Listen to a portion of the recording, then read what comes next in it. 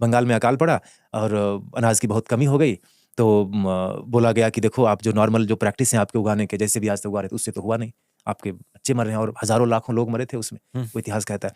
तो इसके लिए ज्यादा उगाना पड़ेगा और जल्दी उगाना पड़ेगा, ये वहां पर तर्क दिया गया। तो हुआ कि हाँ हम आपको सिंथेटिक देते हैं, यूरिया डालो, डीएपी डालो, जो भी हुआ ऐसा करके डाला। और बहुत सारी कहानियां हैं कि लाल बहादुर शास्त्री ने बोला कि हफ्ते में एक दिन हम फास्ट करेंगे सब लोग एज ए कंट्री, ताकि कहीं ना कहीं वो भोजन बचेगा तो एक दिन आगे के लिए हमारे पास होगा। तो ये सारा कुछ था और ऐसे करके वो चल पड़ा और अभी तक चल रहा है।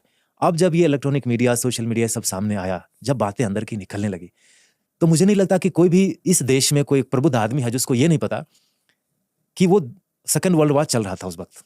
अब वहां जो बंगाल में जो भी भोजन था या भारत में जो अनाज था, सारा का सारा अनाज वर्ल्ड वॉर 2 के सिपाही को वहां पर पहुंचा दिया गया।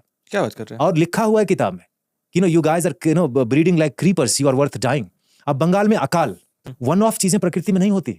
बंगाल एक ऐसी जगह है जो कहते हैं गैंजेटिक प्लेन है, दुनिया में सबसे ज्यादा उपजाऊ जो है ना जगह, वो गैंजेटिक प्लेन है। और गैंजेटिक प्लेन क्या है? गंगा के दोनों तरफ का समतल मैदान। गंगा कहां से शुरू हुई? बंगाल में तो कल्मिनेशन होता है। वहां पर अभी भी जूट की सबसे ज्यादा खेती, जो मोस्ट वाटर इंटेंसिव क्रॉप है, बंगाल में होता है। सनहेम्प जो कहते हैं अंग्रेजी में, सनई उगाते हैं, वो पानी में ही उगता है। जहां हुगली नदी है, गंगा नदी है, बगल में समुद्र है, वहां पानी की कमी हो जाएगी। अकाल माने वही होता है। खेती कब नहीं होगी? खेती तब नहीं होगी जब पानी का एक बूंद उपलब्ध नहीं होगा। और अगर बंगाल में अकाल पड़ गया, पानी की उपलब्ध है, तो पूरा भारत कैसे बच गया? ये किसी ने पूछा नहीं। और रिपीट हुआ क्या वहां पर, या पहले हुआ था क्या 100-200 साल 500 साल आप क्या कहना चाह रहे हैं सर? वो कॉन्स्पिरेसी थी, कॉन्स्पिरेसी थी। और उसके बाद जो कंपनियां तब बॉम्ब बना रही थी, आर्म्स एंड एमिशंस बना रही थी केमिकल यूज करके, वही कंपनी उसी केमिकल को यूज करके अभी सिंथेटिक केमिकल्स खेत में दे रही। और ये गूगल स्कॉलर्स डॉक में है, आप जाके देखिए।